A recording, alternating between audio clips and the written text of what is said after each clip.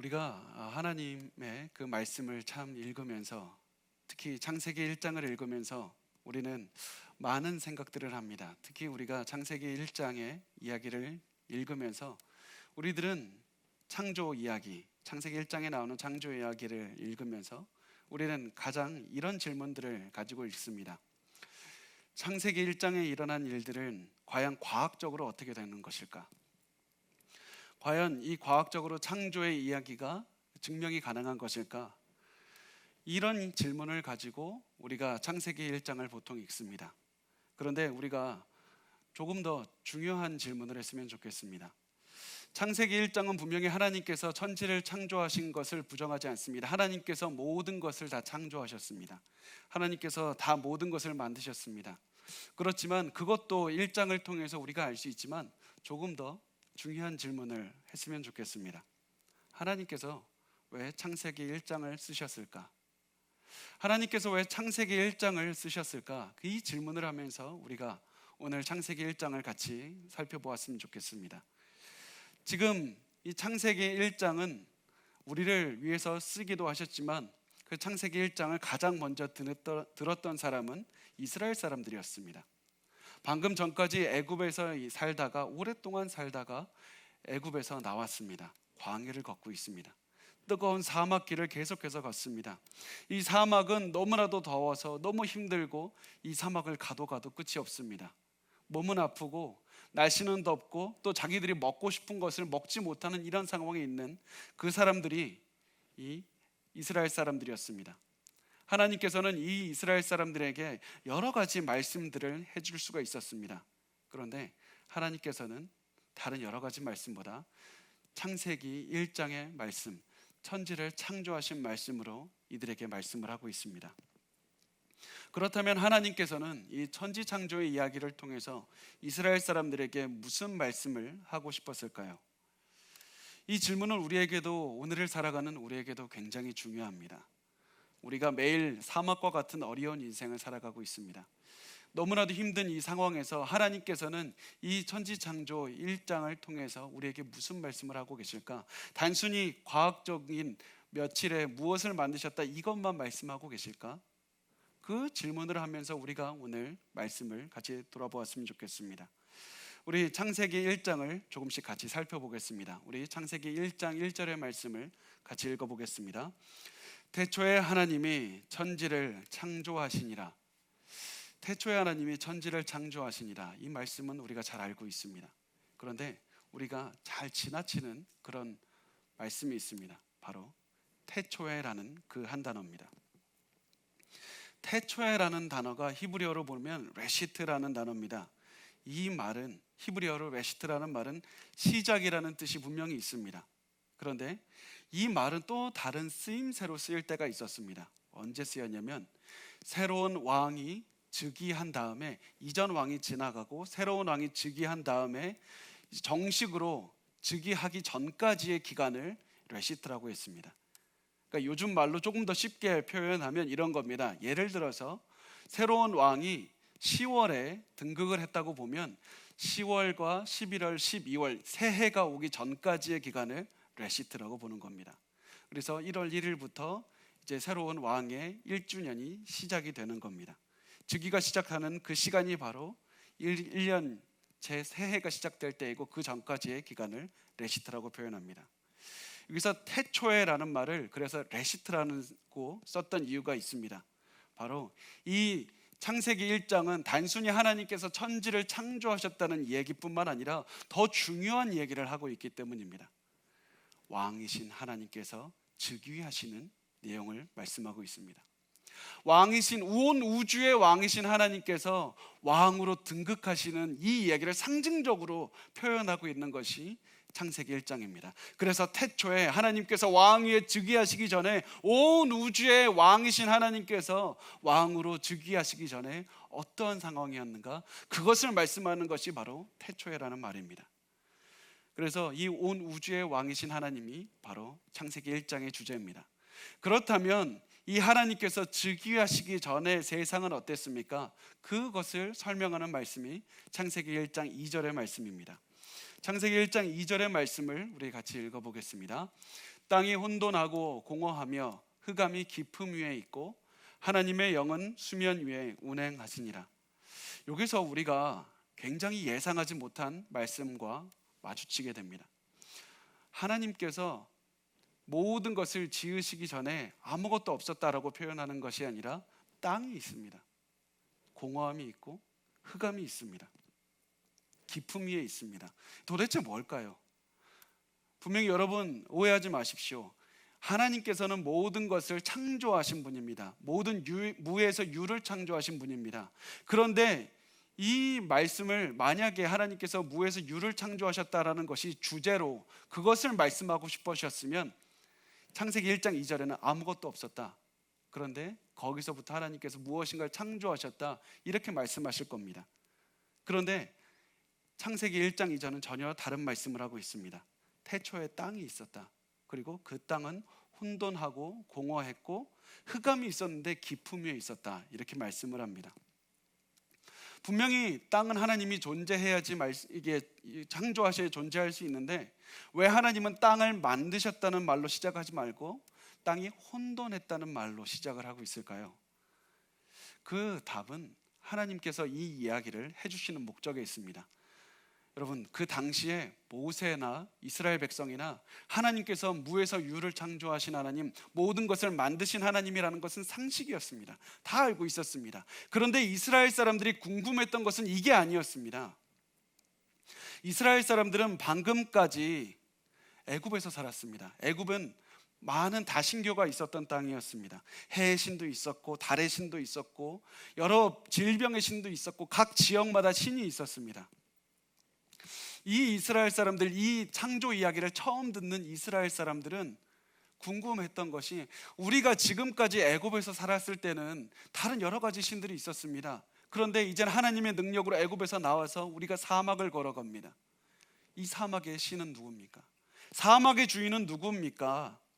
이 사막에 지금 우리가 이집트에 살 때는 해의 신이 있다고 믿었는데 이제는 우리가 이집트를 벗어나서 그 똑같은 신이 있습니까? 과연 애굽에서 우리를 건져주신 그 하나님이 우리를 사막에서 지켜주실 수 있는 신입니까? 이스라엘 사람들이 또 이 광야가 지나서 약속의 땅으로 갈 때 약속의 땅에서는 하나님이 우리를 지켜주실 수 있습니까? 이스라엘 사람들이 궁금했던 것은 누가 이것을 만들었냐보단 더 이스라엘 사람들이 궁금했던 것은 이 땅의 주인은 누굽니까? 이 땅의 주인은 누굽니까? 사막의 주인은 누구이고 약속의 땅의 주인은 누굽니까? 이 질문을 하면서 궁금했던 것이었습니다. 이 땅이 과연 누구의 권위 아래에 있습니까? 그리고 그에 대한 대답으로 하나님께서는 창세기 1장을 말씀하신 것이었습니다. 그래서 창세기 1장 2절에 드러나는 것은 무에서 유를 창조하신 것으로 시작하시는 것이 아니라 오히려 하나님께서는 땅을 혼돈의 상태로 표현하고 계십니다. 혼돈이라는 그 히브리 언어가 토후라는 단어입니다. 토후라는 단어인데 비어있다, 없다 이런 뜻을 가지고 있습니다. 다시 말하면 땅이 형태가 없고 비어있는 상태다. 완전한 무질서한 상태고 어떠한 역할이나 기능도 수행하지 못하는 상태였다. 그래서 땅은 혼돈했다 이렇게 표현하고 있습니다. 바로 여기에 주안점이 있습니다. 하나님이 일하시기 전에 땅은 무질서한 상태여서 어떠한 역할도 수행할 수가 없었다. 이것을 말씀하고 있습니다. 이스라엘 백성이 이 창조 전의 땅이 토후, 혼돈스러웠다는 의미가 조금 더 크게 다가왔던 이유가 있습니다. 왜냐하면 토후라는 혼돈이라는 뜻의 히브리어 토후라는 단어의 다른 뜻이 무엇이냐면 사막이라는 뜻이고 광야라는 뜻이기 때문입니다. 지금 이스라엘 사람들은 사막을 걸어가고 있습니다. 이스라엘 사람들이 보기에 사막은 바로 혼돈의 땅이었고 쓸모없는 땅이었습니다. 아무런 것이 역할도 하지 못하는 땅이었습니다. 이스라엘 사람들이 이 길을 가는데 하나님께서는 창조의 사역을 하시기 전에 이 땅이 마치 사막과 같이 너희가 보기에 사막과 같이 어떠한 역할도 기능도 하지 못하는 땅이었다. 혼돈의 땅이었고 쓸모없는 땅이었다. 그래서 결국에서는 이 앞으로 나오는 말씀을 통해서 하시는 말씀은 하나님께서는 이 혼돈의 상태에 있는 땅의 창조를 시작하셨다. 오히려 조금 관점을 틀어서 설명하시는 겁니다. 분명히 하나님께서 무에서 유를 창조하셨다라고 말씀하실 수 있지만, 그것이 사실이지만 오히려 이스라엘 사람들의 질문에 맞추어서 혼돈의 땅에 창조의 질서를 잡아가고 시작하셨다, 이 말씀을 하고 계신 것이었습니다. 그래서 창세기 1장의 주제는 질서를 주시면서 창조를 해가시는 하나님. 그 고대 사람들은 우리는 아무것도 없은 상태에서 무엇인가를 만들어낼 때만 창조라고 얘기를 하지만, 고대 근동 사람들은 아무것도 없는 무질서의 상태에서 질서를 줬을 때도 창조라고 생각했습니다. 그래서 하나님께서는 이스라엘의 질문에 맞추어서 지금 말씀을 하고 계신 것입니다. 그래서 그 이후에 땅의 모습이 공허했고, 또 창세기 1장 2절에 계속 보면 흑암이 깊음 위에 있고 하나님의 영이 수면 위에 운행하셨다고 말씀합니다. 이걸 조금 더 요약해서 이렇게 잘 보면, 창조하시기 전에 어둠이 있었는데 물로 이루어진 어떤 깊음 같은 것 위에 있었다, 이렇게 설명을 하면 되겠습니다. 이게 도대체 무슨 뜻일까요? 이스라엘이 속한 고대 근동 지방에서는 이렇게 생각했습니다. 어두움과 물은 무질서를 상징하는 것이었습니다. 어두움과 물이 무질서를 상징하는 것이었습니다. 하나님께서 이 혼돈이 가득한 곳에서 질서를 주는 창조를 시작하셨다라는 것이 바로 이 말씀을 통해서 드러내는 것입니다. 자, 창세기 1장 3절에서 5절 말씀을 우리 같이 읽어보겠습니다. 하나님이 이르시되 빛이 있으라 하시니 빛이 있었고, 빛이 하나님이 보시기에 좋았더라. 하나님이 빛과 어둠을 나누사 하나님이 빛을 낮이라 부르시고 어둠을 밤이라 부르시느니라. 저녁이 되고 아침이 되니 이는 첫째 날이니라. 하나님께서 첫째 날에 낮과 밤을 만드셨습니다. 조금 더 자세하게 말하면, 하나님께서는 빛이 있는 시간과 빛이 없고 어둠이 있는 시간을 나누셨습니다. 세퍼레이트, 나누셨습니다. 그래서 낮과 밤을 만드셨습니다. 다시 말하면 하나님께서는 시간을 만드신 겁니다. 시간이 흐르게 하셨습니다. 무질서로 가득한 이 세상에서 가장 먼저 하나님께서 하셨던 것은 시간을 만드시면서 질서를 잡아가신 것이었습니다. 그래서 시간을 만드신 다음에 해가 지고 해가 뜨고 하기를 시작했습니다. 그래서 하나님께서는 위대한 말씀 한마디로 이 시간을 만들고 질서를 세우셨다는 것을 말씀하고 있습니다. 자, 말씀을 조금 더 보겠습니다. 창세기 1장 6절에서 8절 말씀을 같이 보겠습니다. 하나님이 이르시되 물 가운데 궁창이 있어 물로 나뉘라 하시고, 하나님이 궁창을 만드사 궁창 아래의 물과 궁창 위의 물로 나뉘게 하시니 그대로 되니라. 하나님이 궁창을 하늘이라 부르시니라. 저녁이 되고 아침이 되니 이는 둘째 날이니라. 자, 보면 하나님께서 궁창을 만드셨는데 궁창 위의 물과 궁창 아래의 물로 나누셨습니다. 제가 아까 말씀드린 거 기억하실지 모르겠습니다. 물은 무질서를 상징합니다. 고대 근동 사람들이 가장 싫어하고 두려워했던 무질서를 상징하는 것이 물이었습니다. 그런데 하나님께서는 궁창을 만드시고 물을 통제하셔서 궁창 위와 아래로 만드셨다. 물을 완벽하게 통제하셨다. 질서를 세우셨다. 하나님께서 하늘에 있는 물을 다스리셨다. 이 말은 결국 비를 내리셨다는 것을 말씀하고 있습니다. 비를 다스리시는 분 하나님, 그리고 하늘에서 내리는 눈과 우박과 같은 모든 것들을 다스리셨습니다. 결국 무슨 말씀을 하십니까? 날씨를 만드셨습니다. 날씨를 만드시는 하나님, 이게 왜 자꾸 중요하냐면, 그 당시 이스라엘 사람들은 농사를 짓는 사람들이었습니다. 농사를 지어서 가장 먼저 궁금한 것이 이 시간과 날씨, 이것들을 궁금해했었습니다. 이것들이 굉장히 삶에서 너무나도 큰 질문이었는데, 하나님께서는 천지창조를 말씀하시면서 두 번째 날에 날씨를 만드셨다. 사막의 뜨거운 날씨도, 농사를 지을 때 필요한 모든 날씨도 다 하나님의 통제 아래 있었다는 것을 말씀하고 있습니다. 자, 우리 창세기 1장 10절에서 13절 말씀을 같이 읽어보겠습니다. 하나님이 물을 땅이라 부르시고 모인 물을 바다라 부르시니 하나님이 보시기에 좋았더라. 하나님이 이르시되 땅은 풀과 씨 맺는 채소와 각기 종류대로 씨 가진 열매 맺는 나무를 내라 하시니 그대로 되어 땅이 풀과 각기 종류대로 씨 맺는 채소와 각기 종류대로 씨 가진 열매 맺는 나무를 내니 하나님이 보시기에 좋았더라. 저녁이 되고 아침이 되니 이는 셋째 날이니라. 셋째 날에 하나님은 또 다른 질서를 세우셨습니다. 하나님께서는 바다와 땅을 나누시고 또 씨 가진 채소와 나무를 주셨습니다. 하나님께서 이 풀과 나무가 씨를 갖게 하셨습니다. 그래서 결국 이 씨를 통해서 새로운 식물이 자라게 하셨습니다. 무슨 말씀을 합니까? 음식을 주셨습니다. 사람들이 먹고 살 수 있도록 하셨습니다. 농사를 지을 수 있도록 하셨습니다. 물을 다 모으셨습니다. 또다시 질서를 세우셨습니다. 이것이 바로 하나님께서 세우신 질서였습니다. 그래서 창조의 첫 3일 동안에 무엇 하셨습니까? 시간과 날씨와 음식을 주셔서 농사를 지을 수 있는 완벽한 시스템을 세우셨습니다. 시간의 주인이신 하나님께서 인간의 모든 생애가 달려있다고 말씀하셨습니다. 모든 날씨와 농사의 모든 결과도 하나님의 손에 달려 있었습니다. 모든 것이 하나님의 손에 달려있다. 이스라엘 사람들이 농사가 어떻게 지을까? 농사의 그 결과가 어떻게 될까? 너무나도 두려워서 그 당시에 우리가 잘 아는 바알신이라고 있지 않습니까? 바알신이 어떤 신이었냐면 풍요의 신이었습니다. 태풍의 신이었고 비의 신이었습니다.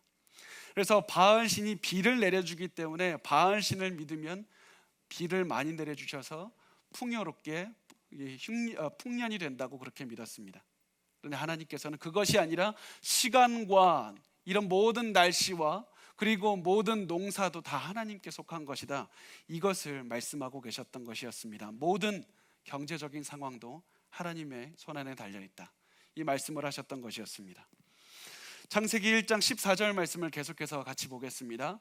하나님이 이르시되 하늘의 궁창에 광명체들이 있어 낮과 밤을 나뉘게 하고 그것들로 징조와 계절과 날과 해를 이루게 하라. 자, 우리가 잘 한번 보겠습니다. 넷째 날에 하나님께서 해와 달을 하늘에 두셨습니다. 그래서 낮과 밤을 나뉘게 하셨다고 합니다. 그런데 우리가 첫 번째 날에 보면 낮과 밤을 나누셨습니다. 그죠? 그래서 왜 그렇다면 이 두 개가 반복되는 것일까? 쓸데없는 말씀을 일부러 반복하시는 것인가? 그게 아니라 여러분, 고대에 보면 해와 달과 별을 보고 시간의 흐름을 계산했습니다. 해와 달을 보고 계절이 어떻게 지나가는지를 알았고 달력을 삼아서 그렇게 시간을 계산했습니다. 하나님께서는 첫째 날에 시간을 만드시고 넷째 날에는 사람들에게 그 시간의 흐름을 이해할 수 있도록 허락하셨던 것이었습니다. 하나님께서는 시간의 흐름을 계산할 수 있는 역할을 이 해와 달과 별들을 통해서 하게 하셨습니다. 자, 창세기 1장 22절의 말씀을 또 읽어보겠습니다. 하나님이 그들에게 복을 주시며 이르시되 생육하고 번성하며 여러 바닷물에 충만하라, 새들도 땅에 번성하라 하시니라. 다섯째 날에는 하나님께서 하늘의 새와 바다의 물고기들을 지으셨습니다.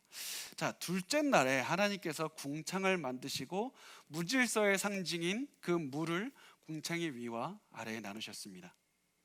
하나님께서는 이 무질서의 상징인 물을 통제하셨습니다.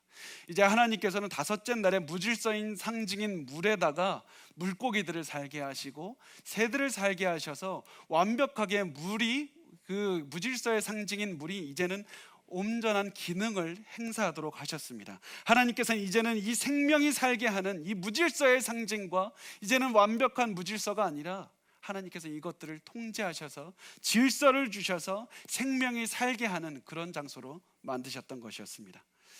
잘 따라하고 계시죠? 자, 우리 창세기 1장 24절 말씀을 같이 읽겠습니다. 하나님이 이르시되 땅은 생물을 그 종류대로 내되 가축과 기는 것과 땅의 짐승을 종류대로 내라 하시니 그대로 되니라. 자, 이제 여섯째 날입니다. 여섯째 날에는 하나님께서 동물과 인간을 만드셨습니다. 하나님께서 셋째 날에 땅에 먹을 것을 만드시고 그 먹을 것을 가지고 살아가게 하는 동물과 인간을 만드신 겁니다. 하나님께서 인간을 드디어 만드셨습니다. 자, 창세기 1장 27절 말씀을 같이 읽어보겠습니다. 하나님이 자기 형상 곧 하나님의 형상대로 사람을 창조하시되 남자와 여자를 창조하시고 하나님의 형상에 따라 사람을 만드셨습니다. 고대에는 신의 모습을 닮았다고 생각하는 그 상상하는 대로 어떤 모양을 만들어 놓고 그것을 신의 형상이라고 말했습니다. 그 신의 형상을 통해서 신이 역사한다, 신이 다스린다, 일을 한다, 능력을 베푼다, 그렇게 생각했기 때문에 사람들은 신의 형상을 만들어 놓고 그것을 숭배했던 것이었습니다. 그런데 하나님께서는 이 신의 형상을 만들지 마라, 신의 형상을 절대로 만들지 마라, 나의 형상을 만들지 마라. 왜 그러느냐? 다른 형상을 볼 것이 아니라 바로 인간이 하나님의 형상에 따라 만들어졌기 때문이다. 하나님의 형상에 따라 만들어진 인간이 있기 때문이다. 그래서 너희가 하나님의 형상을 보고 싶느냐? 그렇다면 너희가 한번 너희의 얼굴을 봐라. 다른 것들을 만들지 말고 하나님의 형상에 따라서 만든 너희 자신을 보라, 이렇게 말씀하셨습니다. 그리고 하나님께서는 다른 우상들이 신의 형상을 따라 그 통해서 일하시듯이 하나님께서는 하나님의 형상을 따라 만드신 인간을 통해서 일하셨습니다. 그것이 창세기 1장 28절에 나옵니다. 같이 읽겠습니다. 하나님이 그들에게 복을 주시며 하나님이 그들에게 이르시되 생육하고 번성하여 땅에 충만하라, 땅을 정복하라, 바다의 물고기와 하늘의 새와 땅에 움직이는 모든 생물을 다스리라 하시니라. 하나님께서 인간에게 하나님을 대리해서 세상을 다스리게 하셨고 세상을 정복하게 하셨습니다. 이것이 바로 우리가 이 성경에서 말씀하는 창조의 이야기입니다. 이것이 6일 동안 하나님께서 창조하신 그 이야기입니다. 자, 우리가 그런데 여기까지 본 다음에 중요한 것들을 우리가 한번 가장 중요한 질문을 했으면 좋겠습니다. 많은 분이 이 이야기를 보고 천지창조의 이 가장 클라이막스가 6일째라고 생각합니다. 인간을 만드신 6일째가 천지창조에서 가장 중요한 날이라고 생각합니다. 하나님께서 드디어 인간을 만드셔서 모든 것들을 만드시고 그리고 인간을 위해서 모든 것들을 창조하신 다음에 가장 창조의 정점에 인간을 만드셔서 하나님의 형상에 따라 만드신 인간을 통해서 세상을 정복하게 하시고 다스리게 하셨다. 모든 것이 이제는 창조가 끝났다, 이렇게 생각합니다. 그래서 제7일에는 하나님이 이제는 더 이상 할 일이 없어서 휴식을 취하고 싶으셔서 제7일째 쉬셨다라고 많은 분이 이렇게 생각합니다. 그런데 여러분, 그렇지 않습니다. 천지창조의 가장 중요한 날은 6일이 아니라 7일째입니다. 천지창조의 가장 중요한 날은 여러분 기억하십시오. 6일째가 아닙니다. 인간이 생겨난 6일째가 아니라 하나님께서 쉬신 7일째가 가장 중요하다는 사실입니다. 왜냐하면 7일이 바로 창조의 정점에 있기 때문입니다. 그 말씀을 창세기 2장 1절에서 3절에 말씀하고 있습니다. 우리 같이 읽어보겠습니다. 천지와 만물이 다 이루어지니라. 하나님이 그가 하시던 일을 일곱째 날에 마치시니 그가 하시던 모든 일을 그치고 일곱째 날에 안식하시니라. 하나님이 그 일곱째 날을 복되게 하사 거룩하게 하셨으니 이는 하나님이 그 창조하시며 만드시던 모든 일을 마치시고 그날에 안식하셨음이니라. 지금까지 하나님께서 6일 동안 창조하신 이유가 무엇이냐면 7일째 안식하기 위해서였습니다. 지금까지 하나님께서 6일 동안 그 모든 창조를 하신 이유가 무엇이냐면 7일째 안식하시기 위해서였습니다. 안식하셨다는 말이 단순히 쉰다는 말이 아닙니다. 내가 아무 일도 하지 않고 가만히 논다는 얘기가 아닙니다. 낮잠을 잔다는 얘기는 더더욱 아닙니다. 안식하셨다는 말은 하나님께서 창조하신 그 세상에 이제는 거하신다는 뜻입니다. 하나님께서 이제는 안식하셨다는 말은 온 우주의 질서를 잡으신 하나님께서 이제는 이 세상의 왕좌에 앉으셨다는 말이 바로 안식하셨다는 말씀입니다. 그래서 7일째가 바로 창조의 절정을 이루는 말씀입니다. 그래서 창세기 2장 2절에서 3절 말씀에 두 번 연속 하나님이 안식하셨느니라, 하나님이 안식하셨다, 계속해서 안식하셨다는 말을 강조합니다. 왜 이 말을 강조합니까? 하나님께서 온 우주의 왕이신 하나님께서 드디어 왕좌에 앉으셨다. 하나님께서 드디어 왕위에 오르시는 대관식을 거행하셨다. 세상이 다 무질서로 있었는데 이곳에서 질서를 잡으신 하나님께서 드디어 이 창조의 사역을 끝마치시고 왕위에 앉으셨다. 이 말씀이 바로 이 창세기 2장 1절에서 3절에 말씀하는 안식하셨다는 뜻입니다. 그래서 이 말씀을 통해서 볼 때 온 우주는 단순히 하나님께서 창조하신 창조물이 아닙니다. 그것의 이상입니다. 하나님을 섬기는 커다란 성전이 바로 온 우주입니다. 우리가 모르는 온 우주, 저 우주와 모든 하늘과 땅이 하나님을 섬기는 커다란 성전인 것입니다. 그리고 이 하나님께서 만드신 우리 인간들은 그 성전에서 하나님을 섬기는 제사장의 역할을 감당하게 하시는 겁니다. 그래서 이 하나님께서 천지창조 이 6일 동안에 하나님을 섬기는 이 엄청난 성전을 만들고 계셨다는 사실을 기억하시기 바랍니다. 이사야서 66장 1절에서 우리 같이 읽어보겠습니다. 여호와께서 이와 같이 말씀하시되 하늘은 나의 보좌요 땅은 나의 발판이니 너희가 나를 위하여 무슨 집을 지으랴? 내가 안식할 처소가 어디야? 하늘이 하나님의 그 앉으시는 왕의 보좌입니다. 그리고 땅은 하나님의 발판입니다. 온 우주가 다 하나님의 왕좌가 바로 그 우주가 바로 하나님께서 왕좌에 앉으셔서 다스리시는 곳이 된다는 말씀을 하고 있습니다. 이스라엘은 사막을 바라보면서 이 땅의 주인이 누굽니까? 이렇게 질문했는데 하나님께서는 온 우주를 보여주시면서 이 온 우주가 바로 하나님께서 만드신 땅일 뿐만 아니라 하나님께서 질서를 잡으셨고 또 이 온 우주가 하나님을 섬기고 찬양하고 예배하고 하나님께 영광 돌리는 성전이었다고 하나님은 이렇게 말씀하셨던 것이었습니다. 여러분, 다시 한번 말씀드립니다. 천지창조의 이 7일 동안에 가장 클라이막스, 가장 중요한 날은 6일째가 아닙니다. 인간이 천지창조의 주인공이 아닙니다. 하나님이 천지창조의 주인입니다. 천지창조의 주인공은 바로 하나님입니다. 하나님께서 세상의 모든 무질서 가운데서 질서를 주셨고 왕좌에 오르셔서 세상을 다스리고 계신다. 이것이 바로 천지창조의 이야기입니다.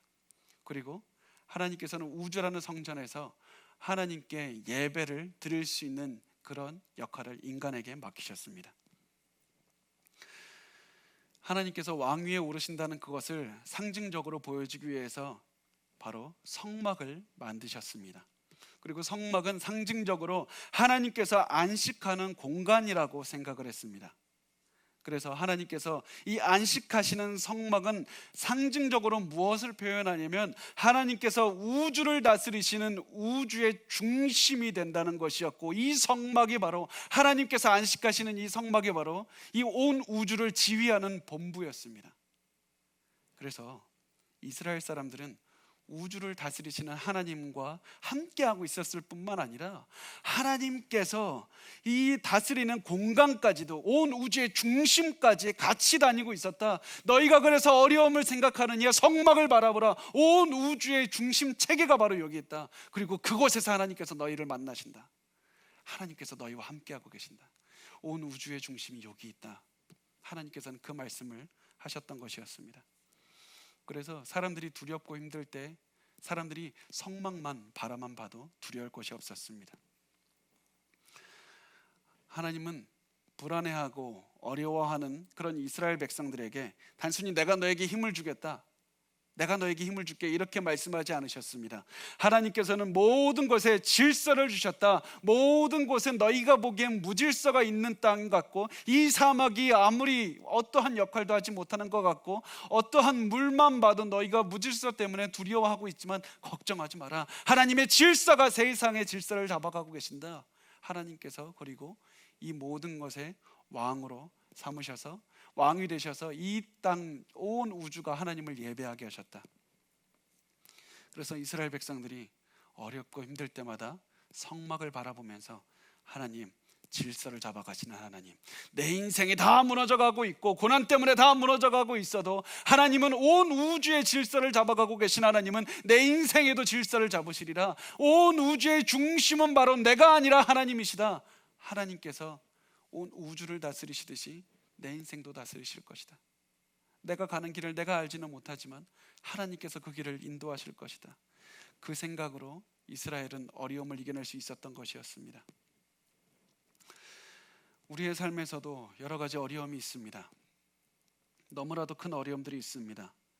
그 어려움을 이겨내기 위해서 우리는 나의 고난, 나의 어려움, 나의 힘든 것만 계속해서 바라봅니다. 그렇지만 하나님께서는 이스라엘이 어려울 때 너 자신의 고난만 바라보라 이렇게 말씀하시지 않고 온 우주를 만드신 하나님을 바라보라고 했듯이, 우리가 어려울 때 우리의 중심으로 나의 어려움만, 나의 힘든 것만 바라볼 것이 아니라 하나님을 바라보셔야 됩니다. 하나님을 높이십시오. 하나님께 영광 돌리십시오. 하나님께 예배 드리십시오. 여러분, 우리가 보통 이렇게 생각합니다. 하나님께서 나를 위해서 세상을 창조하셨고, 하나님이 나를 사랑하시고, 예수님이 나를 위해서 죽으셨고, 예수님이 나를 위해서 천국을 준비하신다. 다 맞습니다.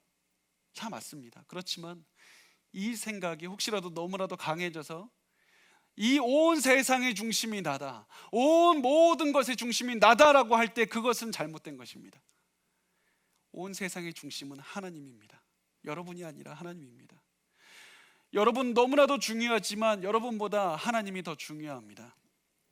기독교는 나에 대한 종교가 아니라 하나님에 관한 종교입니다. 인간이 아무리 중요해도 하나님보다 중요하지 않습니다. 복음이 어떤 겁니까? 예수님께서 나를 위해 죽으셨다, 예수님께서 나를 위해 죽으셨다라는 것에 방점이 있는 것이 아니라 세상의 주인이신 예수님께서 나를 위해서 죽으셨다. 하나님에게 더욱더 중요성이 있는 것이 바로 복음입니다. 기독교는 하나님에 관한 종교입니다. 우리가 하나님을 위해 존재하는 것이지 하나님이 우리를 위해 존재하는 것이 아닙니다. 우리의 고난이 있습니까? 하나님의 능력을 드러내기 위해 존재하는 것입니다. 이 모든 창조의 이야기를 듣고 이 이스라엘 백성들이 어떻게 생각했겠습니까? 하나님께서 나의 삶을 인도하고 계시고, 단순히 나의 삶만 인도할 뿐만 아니라 내가 하나님을 찬양하기를 원하시는구나. 내가 위대한 하나님을 예배하는 것, 지금 내가 아무리 이 사막에 가는 길을 내가 알지 못해도 위대한 하나님을 예배하는 것이 바로 내가 할 수 있는, 내가 해야 되는 가장 큰 반응이다. 이것이 바로 하나님께서 원하시는 것이다. 그래서 내가 어디를 가든지, 세상 어디를 가든지 이 우주는 하나님의 성전이다. 내가 하나님을 찬양해야 되겠다. 이것이 바로 하나님께서 이스라엘 백성들에게 원하셨던 반응이었습니다. 자, 그러면 마지막으로 하나님께서 이스라엘 백성들에게 그렇다면 구체적으로 어떻게 하나님께 예배드릴 수 있는지, 하나님을 찬양할 수 있는지 어떻게 구체적으로 말씀하셨는지를 마지막으로 한번 보겠습니다. 레위기서 26장 2절 말씀을 우리 같이 보겠습니다. 우리 같이 읽겠습니다. 너희는 내 안식일을 지키며 내 성소를 경외하라. 나는 여호와이니라. 하나님께서 안식일과 성소의 관계를 보여주고 계십니다. 안식일을 잘 지키는 것이 이 천지를 경영하시는 하나님의 능력과 위대함을 인식하고 인정하는 것이었습니다. 안식일을 지키는 것이 하나님께서 성전에서 우주를 경영하신다는 사실을 인식하는 것이었습니다. 하나님께서 온 우주 중에서 특별하게 선택해서 성전을, 이 성막을 지정하시고 여기에서 이 하나님께서 거하신다고 말씀하신 것 같이 일주일 중에서 일부러 하루를 선택하셔서 하나님께서 이 날을 거룩하게 하나님을 찬양하는 날로 보내라라고 말씀하셨던 것이었습니다. 그래서 이사야서 58장 13절과 14절 말씀을 같이 읽어보겠습니다. 만일 안식일에 내 발을 금하여 내 성일에 오락을 행하지 아니하고 안식일을 일컬어 즐거운 날이라 여호와의 성일을 존귀한 날이라 하여 이를 존귀하게 여기고 내 길로 행하지 아니하며 내 오락을 구하지 아니하며 사사로운 말을 하지 아니하면 내가 여호와 안에서 즐거움을 얻을 것이라. 내가 너를 땅의 높은 곳에 올리고 내 조상 야곱의 기업으로 기르리라. 여호와의 입의 말씀이니라. 이스라엘 백성에게 안식일은 단순히 하루 쉬는 날이 아니었습니다. 하루 종일 예배만 드리고 가만히 누워있는 날이 아니었습니다. 농사 짓는 사람들이 그랬듯이 이스라엘 사람들도 농사를 지으면서 매일 바쁘게 생활했습니다. 아침부터 저녁까지 바빴습니다. 일주일 6일 동안 너무나도 바빴습니다. 이렇게 살다 보니까 이스라엘 백성들이 자기의 문제만 바라보고 나의 일만, 나의 가족의 일, 내 농사의 일, 내 생활만 자꾸 바라보게 되었습니다. 어쩔 수 없는 인간의 한계였습니다. 이때 하나님께서는 이 7일 중에서 어떻게 6일은 너가 열심으로 살다가 최소한 이 하루만큼 너가 7일 동안 하나님의 말씀대로 살아야 되지만 이 최소한 하루만큼은 뛰어서 하나님의 사랑과 하나님의 능력과 하나님의 경영하시는 것을 바라보는 하루로 만들어라.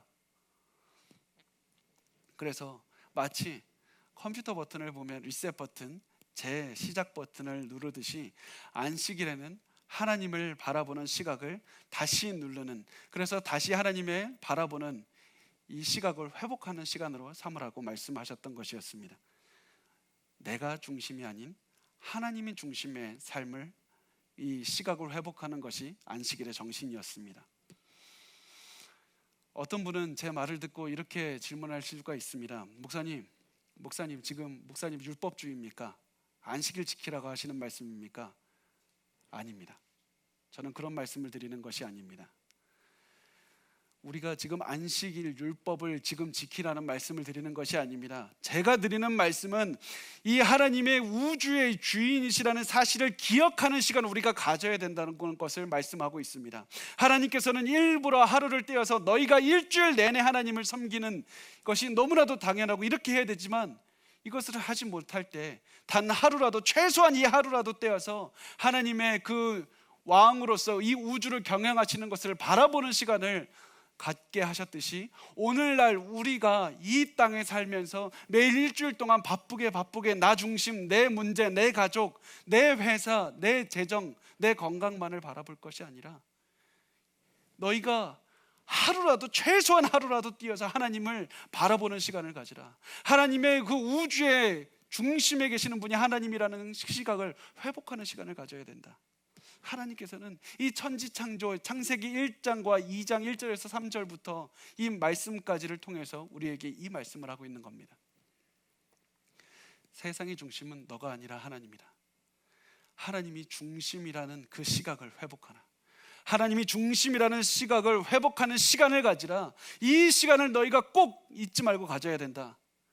너희가 나머지 6일 동안을 그냥 대충 세상에서 살고 하루만 그냥 하나님께 보내면 된다는 말이 아니라, 너희가 너무나도 이 하루 일주일 내내 하나님을 위해서 살아야 되지만 최소한 이 하루만큼은 하나님이 이 세상의 주인이시라는 사실을, 그것을 회복하며 살아라. 그것이 너에게 위로가 될 것이고, 그것이 너에게 힘이 될 것이고, 그것이 너희가 살아가는 데 큰 용기가 될 것이다. 여러분, 우리가 이제는 우리의 고난, 우리의 어려움, 우리의 환난, 우리의 다툼, 우리의 가슴 아픔, 우리의 우울함에서 시선을 돌려서 예수를 바라보십시오. 단순히 우리를 위로하시는 예수가 아니라 만왕의 왕이신 예수를 바라보시는 그 시각을 돌려야 됩니다. 예수께서로 시간을 돌리십시오. 여러분, 예배는 단순히 우리가 바쁜 삶 가운데 우리가 지친 마음에서 위로받고 우리가 그렇게 회복되는 그런 시간이, 그것이 목적이 아닙니다. 예배의 가장 큰 목적은 우리가 하나님께 시선을 돌리는 것이 가장 큰 목적입니다. 하나님의 왕되심을 찬양하는 것이 가장 큰 목적입니다. 하나님의 위대하심, 내가 비록 어렵고 힘들지라도 하나님을 찬양하리라, 내가 하나님을 높이리라. 하나님이 우주의 왕이신 것은 변함이 없습니다. 내가 비록 왜 이런 고난을 당하는지 알지 못하고, 내가 왜 이런 힘든 것을 당하는지 나는 알지 못합니다. 그렇지만 한 가지 사실만은 변함이 없습니다. 하나님이 나의 주인이실 뿐만 아니라 온 우주의 왕이시고, 그 왕께서 내 삶을 인도하고 계십니다. 여호와는 나의 목자시니 내게 부족함은 단 하나도 없을 겁니다. 이것을 바로 고백하는 시간, 내가 하나님께 시선을 돌리는 시간이 바로 예배 시간이고, 우리가 바로 하나님께 드려야 되는 그런 우리의 마음인 것입니다. 여러분, 그래서 오늘 단 하루라도 하나님께 드리는 시간을 가졌으면 좋겠습니다. 여러분의 시각을 하나님께 드리십시오. 단 주일 하루만이라도, 최소한 이 하루만이라도 여러분 그냥 쉬고 우리가 각자 가정에서 그냥 즐거운 시간을 보내는 것으로 끝내지 말고 하나님께 시선을 돌리는 것으로 우리의 그 시간을 보내시기 바랍니다. 한 가정이 하나가 되어서 하나님을 찬양하고 하나님께 영광 돌릴 수 있는 방법이 무엇인지 고민해 보시고 그 방법대로 살아가십시오. 단순히 우리가 기계적으로 예배를 드리거나, 단순히 우리가 마음은 그렇지 않은데 몸만 그냥 그렇게 행하는 것이 아니라 우리의 마음을 다 들여서 하나님을 높이시고 하나님이 온 우주의 왕이라는 사실을 체험하시고 우리의 온 몸과 마음으로 고백하시는 시간을 보내시기 바랍니다. 그렇게 할 때 하나님께서는 온 우주를 다스리시는 분이 하나님이라는 사실을 깨닫게 하실 뿐만 아니라 그 하나님께서 오늘 이 순간 나의 삶도 인도하신다는 사실을 깨닫게 하실 겁니다. 그래서 우리의 모든 어려움도 거뜬하게 이겨내게 하시는 그런 은혜를 체험하게 하실 겁니다. 여러분, 온 우주의 왕이신 하나님께 영광을 돌리시기 바랍니다. 온 우주의 하나님께, 온 우주의 왕이신, 지금도 온 우주를 다스리고 계시는 하나님께 찬양과 영광을 돌리는 이 시간이 되셨으면 좋겠고, 오늘 하루를 그렇게 보내셨으면 좋겠고, 여러분의 삶이 다 하나님의 왕이라는 사실을 고백하는 그런 삶으로 가득 채워졌으면 좋겠습니다. 우리 그것을 위해서 우리 다 같이 통성으로 잠시 기도하겠습니다.